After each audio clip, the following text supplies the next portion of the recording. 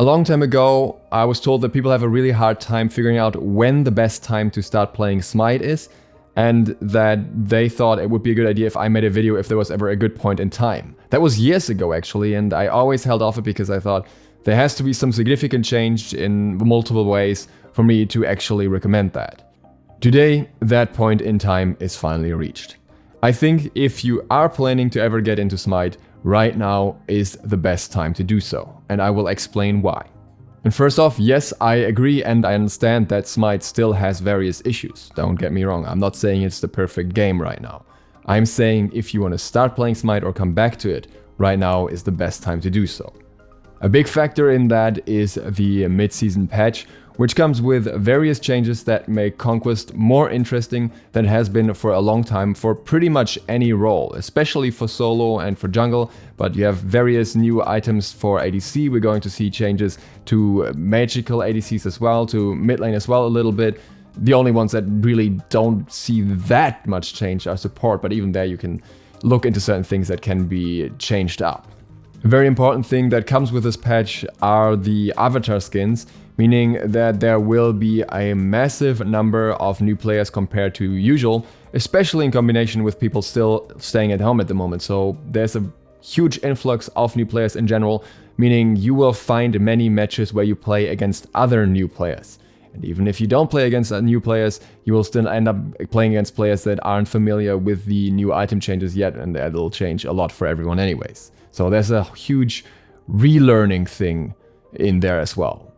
This will not be the point where Smite is most balanced. It was probably most balanced before these changes, even though some people would still disagree with that. I know some people tell me frequently that, I don't know, Anubis is still broken or something, and then others tell me that Persephone is broken, and like I can see both perspectives depending on the level of play here, but that's clearly an issue with balancing because those two players would never agree on the point of balance, whereas now there will most certainly be some characters that will be a little bit more broken because they work better with the new items and others that will just fall off more. That's just what happens if you have major sweeping changes to various items at once. But in my opinion, that's the fun of it. It's not perfectly balanced, but that means there's way more room to try things out, there is room for error, there's room to just do crazy things, because no one can really judge you, because they can't even know any better, because there's no established items or meta yet. When everyone has to relearn at the same time, then no one is an expert. And on that note, if you want to get ahead of the competition, then feel free to watch my videos. I've made some videos already about new upcoming builds, and I will make a lot more over the upcoming days. So if you want to be ahead of the curve, that is one way to do that without having to worry too much about making mistakes that way, because, you know, you'll just get it served to you that way. And on top of all that, I think the timing here is very good in other ways too. Normally, mid-season patches come with significant changes, but not to a point that the game feels entirely different. I think this mid-season patch is completely different and actually turns the Conquest map into something that I like, when for the previous years I was really bored with the current Conquest map because it's honestly not that great. But now we have these changes, but we'll still get a massive overhaul with the Conquest map rework in the next season. That effectively means that you will kind of have half a year to learn things a little bit at a reasonable pace because there's so many changes for everyone, and then you will get thrown in the water with everyone else again because everyone else will have to relearn the new map as well along with you. So in other words, if you're starting now, you have a solid half year of relatively safe and easy practice without people being too toxic for you not doing exactly what they're expecting. Realistically, we also don't know how long Smite still has. It's something that we just have to say. It's in a very good state at the moment, but we don't know what will happen in the future. But I'm fairly certain that with the changes that are coming now, people are going to stay interested, and with the upcoming Conquest changes, people are going to stay interested for a while after that as well. So it doesn't feel like you're wasting time if you're investing time right now, because it feels like at this point we know the plan for quite a while going forward, and if Hi-Rez also keeps up the promotional events that they're having at the moment, then there will be a significant influx of new players most of the time.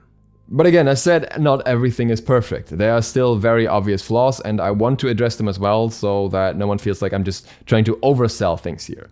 If you're playing in Oceanic or Southeast Asia, you will still have to deal with the frequent lag, the stutter that you also see in the background of this footage. That is something that is still not fixed, unfortunately. So yeah, they're working on it. They deployed the first fix for it, but it is still there, and you can't do anything about it on your end. Furthermore, Smite will still have significant toxicity. That is just in the nature of the game essentially, and I don't think high-risk measures at this point are effective enough, especially since we're seeing a lot of other issues in that regard lately that I can talk about another time. Hi-Rez also still has significant communication and decision-making issues that, for example, were reflected in what PunkDuck talked about, in what Rexy talked about recently, and everyone else really. There are still those problems and they haven't gone away. They said that they're working on improving that, but for now they're still there and we have to acknowledge that too. So Smite isn't flawless, Hi-Rez isn't flawless, and there is most certainly still a fair bit of room for improvement. But many of these things also don't concern the average player in NA or EU all that much when you're just playing the game. So it's more overarching things, I would say. And as such, I can confidently recommend trying out Smite right now, because right now it is fun. There is some crazy stuff going on, and yeah, there's a lot of room to try things out and to experiment and just learn the game at a nice pace.